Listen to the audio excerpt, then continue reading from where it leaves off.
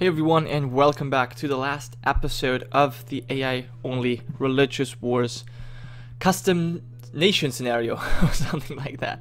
But yeah, so we have a couple wars going on here in the end, and one thing though, I already checked a little bit in the ledger to see who could potentially be the winner, and the one thing I noticed is the only nation that reached military technology 32 as of yet is the Shia Empire. So they are the most, well, militaristically advanced nation, yet they suck balls.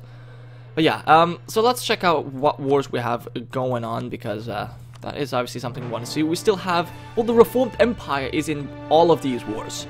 One is a pretty, well, straightforward offensive war that the Coptics have declared against the Jews in the body, so they're just going to take provinces whatever they want. Then there's Nahuatl attacking Haiti, and Haiti's being backed by the Inti Empire. Now the Reformed probably kind of busy dealing with Ibadi at the moment, so not going to help out too much, but perhaps the colonies will help out. And the second one that Nahuatl are in is the Totemist and Animist war against Nahuatl. But, as I just saw, also Zoroastrians are involved in this. Okay, so they're also at war with the Totemist Animist, but they're probably not going to send over any men. I really can't imagine that they would. It seems like I only see Totemist troops here. 80,000, okay, 80,000 Nahuatl. These guys are being stopped over here. The Animists are not even moving. They have their troops over here, I see. Okay, so they're besieging Reformed West Indies. You're not gonna get these guys out of the war early, but you can try, obviously. These guys besieging the south. Okay, so they have actually gone past Nicoya. They're now besieging Nicaragua and Honduras because they've already taken Mosquito as well. Good. Alright, so 80,000 Nahuatl are fighting back. They actually have quite a big army. 70,000, 45,000. Yeah, the Totemists are the problem is the Totemists are constantly going back and forth between their northern borders with, you know, the reformed colonial nations, and then the southern borders, and they can't really win on either side. These guys have no army left, yet nothing is really occupied, so they could just mass recruit until, well, until they got an army again. And all the while they do this, the Nahuatl could unsiege their land, but they actually also decide to go north for some odd reason. I don't actually know. Comanche are still a protectorate of the Mayan Empire. Are you Mayan? Are you even Mayan religion? Yes, you are. Interesting. Couldn't you westernize or something? You probably should. But yeah, so that's that going on. Still all of these three wars, and now we have another one. The Shanimist together with the Norse and now declared war on the Animists, but they bring in the Catholics, the Totemist, and the Theravada. Well, Shamanist, you are boned because you're gonna have to fight your long-lasting ally Catholics, although that's actually quite interesting because the Catholics and Norse have been allies for so long, and now they are at war with each other. Okay, well, I kind of hope we would end all of these wars once the game ends, but that's probably not gonna happen. But yeah, it definitely gets very global if you look at it. All these alliances it's just amazing, you know, with the Catholics allied to South America, North America, and to someone in Asia, was, you know, these guys allied to some African power, and, you know, they have a colonial nation in South America. It's just really cool. I like it. I like this kind of World War feeling in EU4 with all these huge nations. And I mean, obviously there are some small nations around as well. Okay, so the New Catholic Empire is now at war with Shamanist and the Norse. Okay, so they're probably not going to do anything important.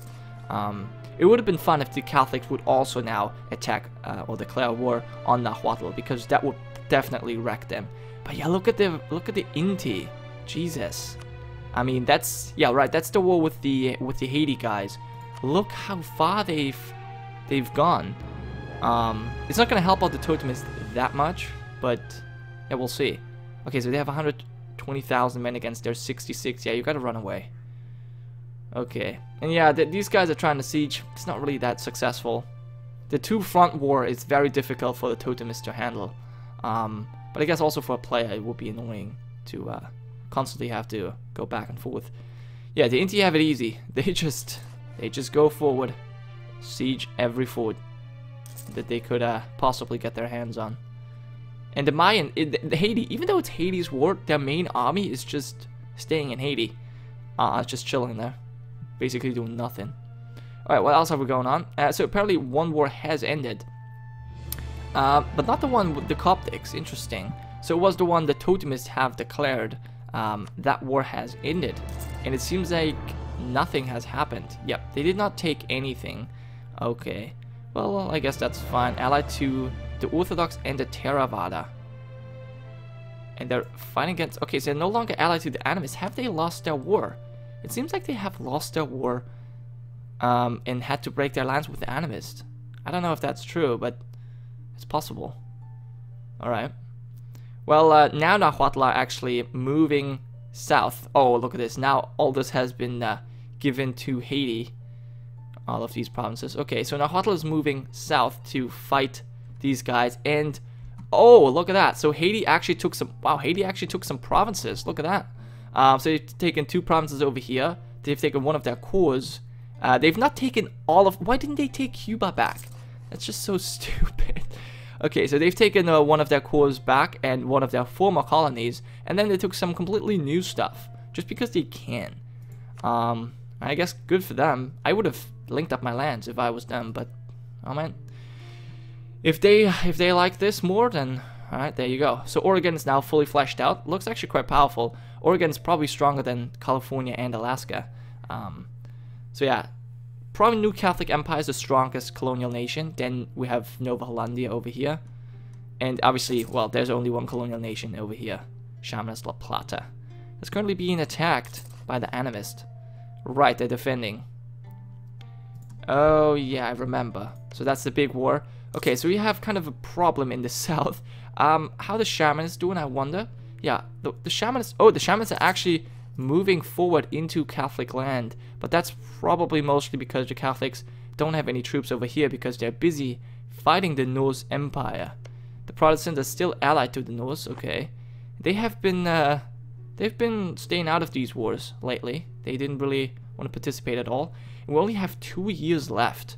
Nobody has yet had to give in to rebels, not even the Hindus. Rajajani still have tons of pretenders. Okay, but none of these nations have yet collapsed. Good for them. Okay. Okay, and the Coptics have taken a bunch of territory. They actually linked up their lands over here now as well. They took they took the Suez, southern part of Suez. And wow, 1, 2, 3, 4, 5, 6, 7, 8, 9, 10 provinces. And they took, wow, 1, 2, 3, 4, 5, 6, 7, 8, 9 provinces from the Ibadi as well. And one of them was this province, just to piss them off, I guess. I don't know. And Ibadi took 1 province from the Hindus. Was this actually peace deal or was this rebels? I can imagine this was actually rebels, but yeah, so we're definitely nearing end here. So I think what I'm gonna do is, to be honest, when looking at the ledger before, I couldn't quite find someone that I thought was a clear winner. So I'm just gonna go through the statistics with you guys before the game ends, and then you guys can basically say who you think won and who lost. I think there's some clear losers, and I think there's some clear winners in a way, but there's no overall winner who just was dominating the entire world. Everyone, I thought the Reformed were for quite some time, but then they got kind of, well, they've been kept down by the Norse and Catholic Empire.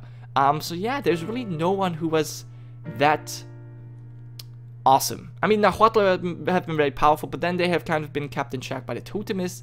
So yeah, let's just go over this. So we have December 1st, 1820. Perhaps it goes even one more year, I don't know, but I think I'm just gonna stop right here. Let's check out the ledger. We have the last war going on, but these guys are losing, so the animists will be able to defend. Good for them. But yeah, let's go over everything. So first of all, let's check out the countries, and let's check out who has the most development in the world, and that is, surprise, the Catholic Empire. Well, it is somewhat of a surprise, actually. I thought the Reformed could have had more, and if they would have won the last war against the North, where they had to give up all their provinces, if they would not have to give up these provinces, the Reformed would have probably won. So yeah, we have 2,200 development, the Catholic Empire, very nice.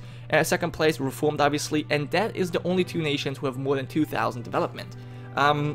Then the next ones are the Zoroastrians and the Totemists and the Norse, with all of them have 1,800 development. So that's also, they're kind of a close group, and that is, yeah, 2 pagans. So we have 2 Christians in the first place, and we have Zoroastrian, who is, well, its own religion, and then we have a 2 pagans, then we have another Christian, and then we have another 2 pagans and another Christian. So yeah, the Christians are probably the best overall in terms of development, but yeah, most of this could also be because of their huge income, mostly from trade, although the Norse, Totemists, Zoroastrians are all up here. I mean, they're all doing quite well in terms of income. Coptics and Orthodox, not so much. Hades actually up here. Wow, I'm surprised. But yeah, so let's go who has the least development. It's Maya, because they apparently only have this one island. I think they only have Galapagos. But yeah, they just, wow, they improved production like hell in that province. Look what their base manpower and production is. That's pretty good. The Galapagos Islands, that's very nice. Alright, so let's check out the other stuff. Then we have Comanche, which is a backward nation, a protectorate of the Mayan Empire. We have Oregon, the newly found colony of the Reformed Empire. Then we have Alaska, and then we have the first actual empire. The Jews are the weakest. Now, of course, they're not entirely the weakest because the Confucians are already gone. But from those who are left alive, the Jews are the weakest. Okay, we're Reformed Indies. Okay. Alright, so those are these guys dribbling down. And then the Shia. The Shia actually have more development than the Jews. Interesting. Well, that was basically just this last war that kind of decided that. Okay, so yeah, I think that's enough of that. Let's move on. Maybe we'll check out the max manpower. Most maximum manpower has the Zoroastrian Empire. Okay, and then afterwards is the Animists. And then you have the Orthodox. Okay, who's the least? The Mayans. Yeah, we've seen that. They only have 1 province, obviously. And then it's Alaska. Okay, so who has the most technologies in the world? It's the Shamanist Catholic Norse, Alaska, Ibadi, Australia. Okay, and the most ideas. Oh, we're not even in the top. Let's check out the top then. Okay, no. So it's actually Haiti and Colombia, the 2 nations that have been released. These are former colonial nations, and they have... Is it all the technology? No, they're missing 2 technology in admin and diplo. Okay, and ideas, they're also the ones... No, the Shamanists have the most ideas. So the Norse were not able to keep their technological advantage, but they're still high up there, so that's good for them. Okay, move on, I think, to the score. Now, this is obviously something I usually don't care about, but for this Let's Play, I might as well have a look at it as well. So the score-wise, the game considers the Reformed Empire as the winner and the Catholics as the 2nd place, which I guess we could say it this way. They're also gaining most power. Okay, yeah, they have the best rank. They have the best rank in admin and military. And who's the best in diplo? The Norse Empire, because of the huge fleet, obviously. Okay, that makes sense. And they are the 3rd in admin and 6th in military. Okay, and the Catholics are probably, no, the Inti are actually 3rd in military. Okay, well, let's check out who has the most score. Yeah, Reformed, Catholic, Norse, Nahuatl, Orthodox. Okay, good. And who has the least? Comanche, and there's a couple. The New Catholic Empire has no score, yet Alaska has 1. That is quite surprising. Even Maya has score. Well, they actually have been around for longer. Okay, so I guess that makes sense. Interesting. Alright, move on. What else I forgot? Score.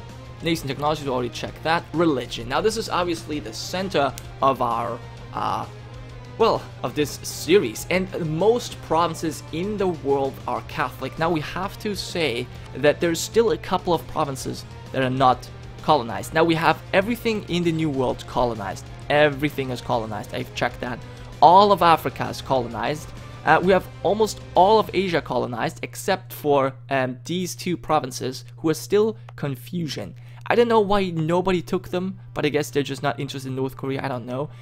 We have all the islands colonized, all of, you know, the Pacific area, or Australia, all of this. So all the things that are left is these 4 provinces in Europe, and then obviously whatever you want to call this.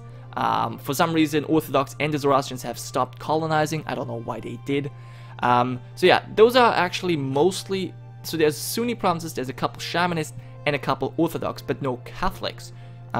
So if we look at this, all of these Catholic provinces are actual Catholic provinces who have been colonized and who have been cored and all of that. So the Catholics are basically the winner when it comes to the amount of provinces. Now, the Reformed are a close second, which is probably because of all of the New World stuff that they had. Okay, so Catholic has their power base over here. All of this is also Catholic, it's just currently occupied. And then they have... I think they also have, yeah, they have 2 provinces down here, and then they have the New Catholic Empire. So that's it. That's all of the Catholic provinces in the world, but apparently that's enough to win the game in terms of religion. Then obviously we have the Totemist Empire over here. We have little Protestant stronghold here. We have Nahuatl, the Mayans who have escaped the Nahuatl wrath into South America and North America. We have Theravada here, Shinto even, and obviously the north is all of the Reformed lands. And we have Protestant over here, and we also have some Reformed in the islands, and of course Nahuatl in Cuba, or Cuba. We got Inti down here, not really a big change. All of this is animist, very good job, and the southern tip is shamanist. Okay, then obviously we have the huge mix in Asia. This is just crazy. The religions here are just crazy. Then these 2 Vajrayani Empire nations, we have the Vajrayani Empire and the Tengris, but they've been pushed back by the Zoroastrians. Now the Zoroastrians actually, they hold a lot of provinces, but none of them are actually converted. They still hold the last Tengri province. They have tons of Vajrayani provinces. They have Shia provinces. They have Sikh provinces. I mean, that's just nuts. They haven't really converted much. There's actually no Confucians left except for the 2 uncolonized provinces, so they don't necessarily count, but, well, I guess they're still there. The Shinto obviously have all of this, and then Mahayana Theravada, there's a little bit of overlap over here. Who does it belong to actually? It's Mahayana, okay, I see, but they have not converted it yet. And then we have a lot of Hindu here, and the Sikh, but still some Shia duking around as well. Ibadi is around, Coptics, Jews are still there, Orthodox, and even the Protestants have some land. Okay, and obviously, don't forget animist Madagascar.